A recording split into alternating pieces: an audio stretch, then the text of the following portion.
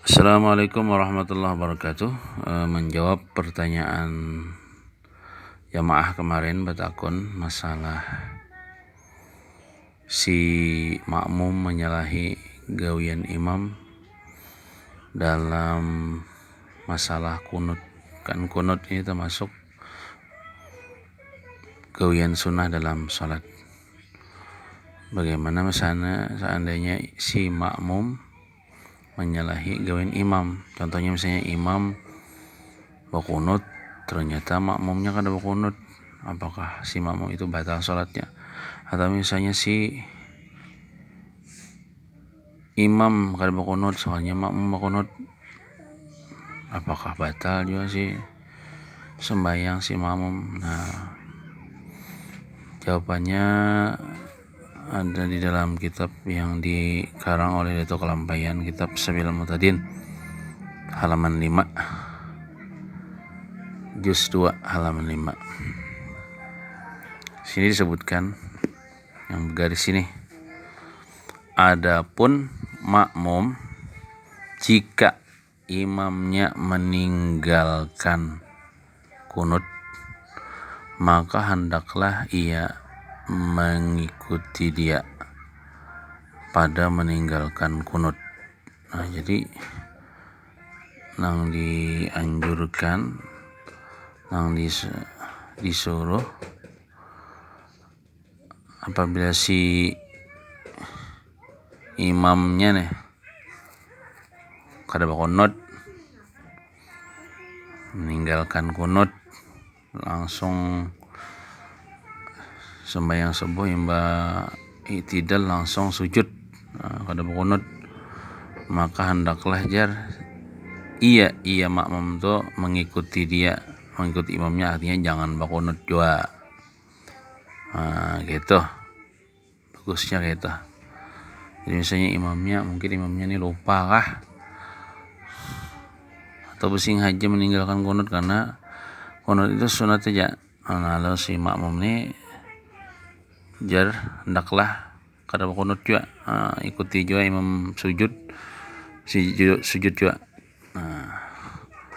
Baik pada sembahyang subuh atau pada sembahyang witir yang separuh sudah bulan Ramadan, itu kan sunat berkunut dalam witir itu. Tapi di sini ada pendapat Syekh Ibnu Hajar.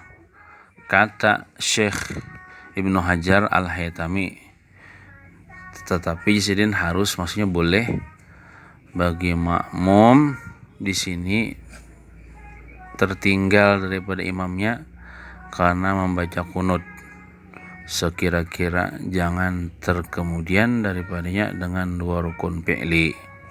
Tapi di sini pendapat Imam Syekh Abdul Hajar Al-Haytami, artinya boleh aja makmum itu bertinggal daripada imamnya. Maksudnya ini imamnya langsung sujud, imba i'tidal langsung sujud kada berkunut. Nah, jadi sidin boleh, pendapat sidin boleh si makmum bertinggal. Maksud bertinggal itu membaca kunut, karena membaca kunut. Cuman bertinggalnya itulah jangan terkemudian daripadanya dengan 2 rukun fi'li, artinya jangan sampai kelewatan imam sudah mengerjakan 2 buting rukun fi'li. Amun kelewatan sudah imam mengerja 2 rukun fi'li, si makmum masih berkunut juga, maka batal anunya si sembahyang si makmum. Jadi misalnya si imam ini langsung sujud. Ujar Imam Ibnu Hajar Al-Haytami boleh bertinggal 1 mat, baca Allahumma hadini biman hadait si makmum nih. Nah, imba bangkit daripada sujud, duduk antara 2 sujud kalau si imam. Nah, itu artinya sujud itu kan 1 rukun. duduk antara dua sujud, satu rukun lagi. Nah, waktu itu tuh ambihai sudah sih membaca kunut langsungnya sujud. Tapi lamun imamnya pas sujud kedua, inya si makmum tetap membaca kunut kada sujud pertama.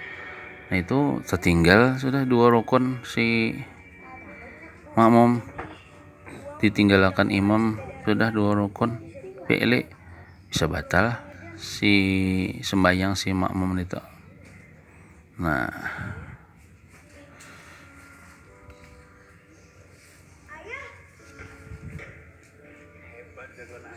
kemudian sini sambungannya syahdan. Jika kembali berdiri imam meninggalkan kunut, kemudian daripada sudah ia imam menghantarkan atau meletakkan dahinya kepada tempat sujud, janganlah makmum itu mengikuti akan dia imam pada kembali. Nah, ya misalnya imam nih misalnya ya kalau